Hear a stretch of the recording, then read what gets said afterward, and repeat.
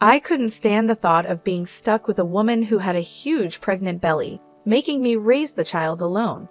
His eyes showed disgust, and a big smile appeared on his face, knowing this day would come. Even though I saw it coming, I quickly went to my room and came back with a document. I handed the divorce papers to Paul. His face twisted in shock. "What the hell? What's this all of a sudden?" he yelled. "Well, it was your idea. Now sign it quickly." "I'll submit it tomorrow," I said firmly. His face turned red with anger as my words hit him hard. "Watch closely. I'll make you regret how you've treated and looked down on me all this time," I declared. "My name is Lisa. I'm a 28-year-old housewife. Until 3 years ago, I worked for a mobile company. I met Paul Walter, my boss, when I was 25. We quickly fell in love and got married. Paul, 4 years older than me, was very reliable, especially when teaching me the job as a newcomer who didn't know much. I was very grateful for Paul's clear instructions. We became friends and often went out to dinner. When he asked me out, I was thrilled, especially since I had never dated anyone before. It's embarrassing to admit, but as a cartoon enthusiast, I was always more interested in 3D characters than real men. However, seeing my high school and college classmates getting married, I started to feel the pressure. When I fell in love with Paul, I secretly promised myself it would be my first and last love. So when we started dating and got married a year later, I was overjoyed. I was extremely happy. Paul was good-looking and popular among our female coworkers. I was proud to be his wife, and many congratulated us, saying things like "Congratulations" or "I'm jealous, but I wish you happiness." I was filled with joy and couldn't imagine what was coming next. "You're quitting your job," Paul said. "You're married to me now, so you'll quit your job, right?" I informed them yesterday. The day after we registered our marriage, Paul surprised me with this news. "I've always wanted my wife to focus only on household matters. Don't worry, I can support both of us with my income," he added. "But this is so sudden. You never mentioned this before," I replied, shocked. Paul had never talked about me quitting my job before our marriage. I had taken my current job based on my father's recommendation, and leaving without notice wouldn't be right. I wanted to explain this, but Paul's eyes silently warned me not to argue. Instinctively, I kept quiet. "I should have told you, but it's done. Starting tomorrow, you don't need to go to work. I'll handle the handover," Paul declared. The news about starting tomorrow was so abrupt it made me feel dizzy. However, Paul's words were firm. Since he had been my boss, I couldn't oppose him. Even though I had to leave my job without a proper goodbye, I was determined to make our marriage work. Paul had entrusted me with household duties, and I wanted to meet his expectations. I worked hard at household chores, preparing meals and focusing on Paul's favorites. Although Paul ate without commenting on the taste, I longed for a word of appreciation. After quitting my job, I was no longer recognized by anyone. One day, Paul asked, "Is my jacket clean? I have an important meeting tomorrow." "Yes, of course," I replied, seeing his domineering side with some old-fashioned views. I reminded myself how lucky I was to have married him and tried to meet his expectations. With no personal income, living normally meant relying on Paul. Our relationship often felt more like that of an employer and housemaid than a husband and wife. Our married life was generally smooth until one day when I fell ill and couldn't get out of bed. I felt very tired and weak. I thought I would catch up on housework the next day. Paul entered the bedroom and angrily asked, "What are you doing? Get up and make some food," as he kicked the blanket off me. "I'm sorry, I'm feeling unwell. Can you manage something for yourself today?" I explained, hoping for understanding. Instead of nodding or comforting me, Paul frowned and said, "You don't work, yet you're lying down just because you feel a bit sick? Pathetic. Get up," and kicked me again. In disbelief, I got up from the bed. I never thought he would demand housework from his sick wife. I had never imagined he would be like this before we married. Maybe it was my fault for not seeing it, but it was too much. I found myself doing chores while tears streamed down my face. Several days passed, and my health showed no signs of improvement. Then I realized I had missed my period. Panicking, I rushed to the drugstore to buy a pregnancy test. When I tried it, the result was positive. Overjoyed, tears flowed naturally, and I decided to share the news with Paul when he returned from work, lifting my spirits instantly. The day Paul came home after midnight was the day I chose to share the news. However, when he entered, the smell of alcohol made me nauseous. His face was flushed, and he staggered as he walked. It was surprising how much he had drunk, especially without notifying me.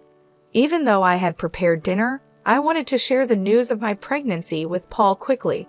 My excited emotions surged, and I told my intoxicated husband, "I haven't been to the doctor yet, so it's not confirmed," I began eagerly. However, Paul's face darkened as he responded, "A child? What have you done?" His tone was harsh and unlike anything I'd ever heard before. "I don't want a child." "Damn, this is the worst. If you're going to have it, raise it yourself," he said. His harsh words shocked me. He rudely stripped off his clothes and headed to the bathroom. It was unbelievable. I couldn't understand why he would make such irresponsible comments about our baby instead of being happy. The happiness I had felt moments ago was immediately replaced with deep sorrow. Why would he say such things? He had never mentioned not wanting children before. We hadn't even been using contraception, so I naturally thought we both wanted children.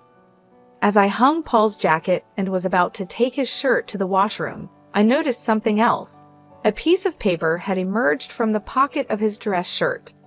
I could tell it was a receipt because of its texture. At first, I thought it was just a receipt from tonight's gathering, and I was about to throw it away, but then I saw the name of the place. "Is this a motel?" My hand holding the receipt trembled. It was indeed a motel. The shock of this discovery weighed heavily on my heart. Why doesn't Paul love me? Isn't marriage supposed to be between two people who love each other? We've only been married for just over a year. How could this be? I had been lost in imaginary romances for years, never truly engaging in a real relationship. I couldn't accept this harsh reality immediately. However, the idea of Paul cheating began to make sense, and many pieces fell into place. Had Paul been using me from the very beginning of our marriage? Was he genuinely in love with the person he was cheating with while I was just a convenient servant? All these doubts swirled in my mind. Was that why he reacted so harshly when he learned of my pregnancy?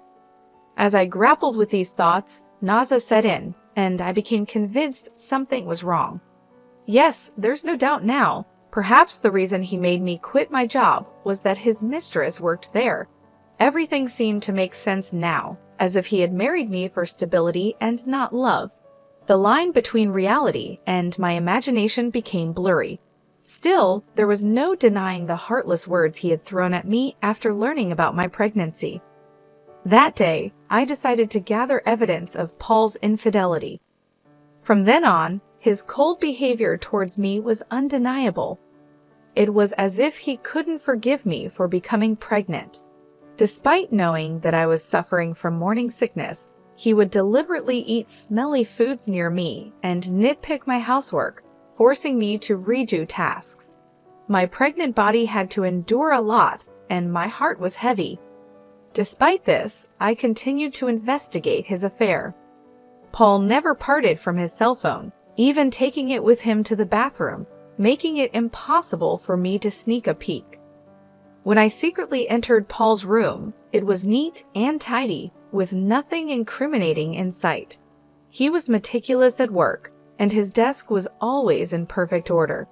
I realized it would be challenging to catch him off guard directly. I often checked Paul's pockets for evidence like receipts, but my investigation was difficult. I thought about hiring a detective, but didn't have the money. While I was deep in thought, I received an unexpected phone call from my father. "Hello, it's me, your dad. How are you?" he asked. Surprised by his call, considering his busy schedule, I replied, "Dad, what's going on? Aren't you busy with work? My employees have been doing well, so I'm not that busy, he explained. My father, the CEO of a company in France, was always a workaholic. I didn't have many childhood memories of playing with him, but I respected his dedication to his job. His unexpected call left me curious about the purpose. So, what's happening? I asked. My father proceeded to reveal a shocking truth. Is that really true? I asked in disbelief. Yes, he's not the type to lie. I want you to believe me, my father reassured me. Initially in shock and unable to respond, I felt a mix of anger and frustration as the pieces of the puzzle fell into place. Thank you, Dad. I'll do my best, I told him with gratitude before hanging up the phone. My investigation was finally paying off, but the newfound knowledge also stirred up feelings of anger and frustration due to the ongoing tension between Paul and me. Paul continued to be distant even though I was pregnant. Each time he acted this way, I harbored a deep hatred towards him. Months passed, and our relationship remained strained. Eventually, an event occurred that shattered our life. At last month's pregnant, I was always cautious around Paul, living in constant fear. I tried to avoid him, leading a quiet and stifled life. One day, I served dinner as usual. When Paul returned home, we sat at the dining table. As I quietly ate, Paul suddenly slammed his fork down. What is this? It's tasteless, he exclaimed, throwing the food I had prepared onto the floor. Baffled by his outburst, I tried to comprehend the situation. The anger at having the meal I had cooked discarded before me began to build up inside. I've been contemplating this for some time, but recently you've been complaining about the taste of the meals, I said. Paul criticized my cooking, saying it was tasteless. Since becoming pregnant, I have been using less seasoning to make healthier meals. This was only temporary until a baby was born. If he found the food bland, he could have added some salt himself. Why did he have to throw the meal on the floor? I was about to complain when Paul sneered and said hurtful words. I don't want a woman with a belly like a monster. You have to raise the kid by yourself, he said, looking at my swollen belly with malice and a nasty smile. I had always feared this day might come, even though I hoped for a different outcome. Swiftly, I went to my room, retrieved a document, and returned to present it to Paul. Fine. Here are the divorce papers, I said, thrusting the prepared documents in front of him. Paul's face twisted in shock. What the hell? What's this all of a sudden? He stammered. Well, it was your idea. Now sign it quickly. I'll submit it tomorrow, I responded. In reality, I have been contemplating divorce since I began suspecting Paul's infidelity. However, with a child on the way, I was unsure if I could support myself. But now I had a different plan in mind. My resolve seemed to provoke Paul. His face turned red with anger. Just watch. I will make you regret every moment you looked down on me and controlled me. Do you think you can survive without me? You have a baby to care for, and you'll regret it, he threatened. My determination was unshaken. I'll be fine. Don't worry about me, I assured Paul. Perhaps irritated by my confidence, he snatched the divorce papers and began to fill in the blanks.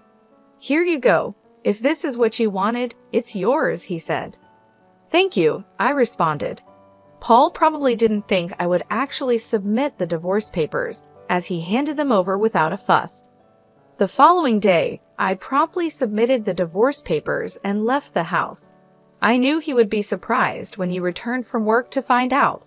After that, I moved to my parents' home, primarily due to my father's return to the UK from France and his suggestion that I stay with them. It was the right decision at the time. I was fed up with my life with Paul and deeply thankful to my father. On the day I left our home, I received 3 calls from Paul, but I ignored all of them. Eventually, he stopped calling. It became clear that I meant very little to him. He was probably content with his mistress and might even remarry soon. I decided to move on from Paul. 5 months passed, and I had a baby who was born safely. I was now living happily with my parents and my baby. While I was enjoying this peaceful life with my family, Paul called again. I ignored his calls at first, but after several persistent attempts, I had no choice but to answer. "Hello, what do you want now?" I said, wary of his tone. "Hey, what's going on?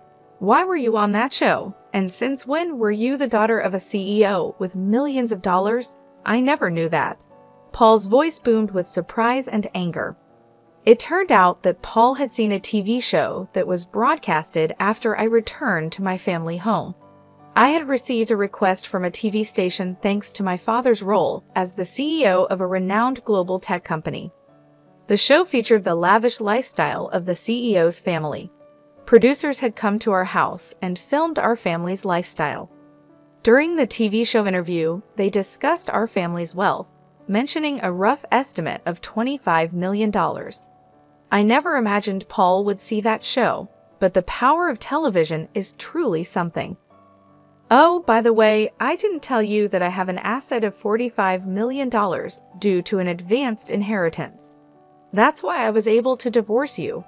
Yes, my father informed me about the inheritance, which gave me the confidence to live comfortably even after divorcing you. Upon hearing this, Paul's reaction was immediate, and he was furious. "What? That's dirty. Why didn't you tell me about this before? Half of it is mine, right? Give me the money now," he demanded. I calmly responded, "Just as I suspected, after seeing the show, all you could think of was getting money from me. Gifts from parents are not included in property distribution. Are you forgetting your own mistakes?" Paul was puzzled and asked, "What are you talking about?" I continued, "I'm tired of your anger, Paul. You called me yourself. You should know you can't blame me for what you did. You cheated, didn't you? With your new wife, who's a junior from your company? You started dating her even before our marriage." Paul was clearly shocked by the information I got from my father. I finally had the upper hand. "Did you think I wouldn't find out? My father has many contacts in your company, and one of them informed me about your affair. I've never mentioned it, but I'll be demanding child support." Paul, still in denial, protested, "Stop kidding. Why should I pay child support? It's all because of you, right? You got pregnant on your own and slacked off with household chores. It's all your fault." Hearing Paul blame me without apologizing for his own mistakes was beyond belief. I couldn't believe I was ever married to someone so lacking in common sense. I truly felt it was the right decision to leave him. "Paul, I'm broke. My wife spent all the money I earned, and now I'm in debt," he pleaded. Hearing Paul's pitiful excuse, I went from anger to sheer disbelief. I never wanted to deal with such an unreasonable person again. With that thought in mind, I firmly gripped my phone. "What are you talking about? Do you even realize how ridiculous you sound? I never want to deal with you ever again. I'll have my lawyer handle the matter of child support. Never call me again, and you will not see the child anymore. Goodbye." "Hey, wait," he called out, but I quickly hung up the phone. Afterwards, I blocked Paul's number and took a deep breath. It's over now, right? I won't get any more calls from Paul. I no longer want him disrupting my peaceful life. Just then, I heard my baby crying from the other room and rushed to soothe the baby. It turned out that he began paying child support every month. According to a former colleague, Paul claimed that the woman he remarried was quite a spendthrift, and he had to cover his current living expenses with debt. It seemed that because of these circumstances, Paul had tried to get a share of my inheritance by calling me. However, Paul didn't get a penny from me. Now, his expenses were greater than his income, and he was struggling. Either he felt things were falling apart, or he couldn't stand being looked down upon by his colleagues. What's more, he made the mistake of starting his job search only after leaving his current company. This resulted in him being forced into a life of poverty. Hearing this from a colleague didn't move me at all. I thought he deserved all the hardships. The harsh words and cold demeanor he showed me will never fade from my memory. I sincerely hope he gets what he deserves. Meanwhile, I'm enjoying being a parent with the help of my parents. My baby is growing up healthy and happy. I feel supported and loved in my family's home, and I no longer have to worry about financial issues. My father, who is a successful CEO, mentioned that he wants to pass on the company to me. This news was both surprising and motivating. I realized that I needed to prepare myself for the responsibilities that would come with running a company. My father has always been a hardworking man, and I wanted to make him proud. So I started learning more about the business, taking on small tasks to understand how things work. I knew it wouldn't be easy, but I was determined to succeed. Living with my parents has given me a chance to rebuild my life. I feel more confident and ready to face the future. My father's faith in me has inspired me to aim high. He believes in my abilities, and that belief has become a source of strength for me. Every day, I work on balancing my role as a mother and my preparations to take over the company. It's challenging, but I find joy in every moment. My baby's laughter and my parents' support keep me going. I am grateful for this second chance at life, away from the toxic relationship with Paul. I often reflect on my past with Paul. His betrayal and cruelty hurt deeply, but they also taught me valuable lessons about strength and self-worth. I have grown from that experience and emerged stronger. I am now focused on building a bright future for myself and my child. The pain of the past is slowly fading, replaced by the hope and excitement of what lies ahead. I am determined to create a happy and stable life for my child. With my family by my side, I know I can achieve anything I set my mind to. Looking back, I see that leaving Paul was the best decision I ever made. It allowed me to find myself again and to discover my true potential. I am no longer the scared, uncertain person I once was. I am a strong, capable woman ready to take on the world. In the end, I hope Paul realizes the consequences of his actions. As for me, I will continue to move forward, embracing the opportunities that come my way and making the most of every day. I am ready for whatever the future holds, confident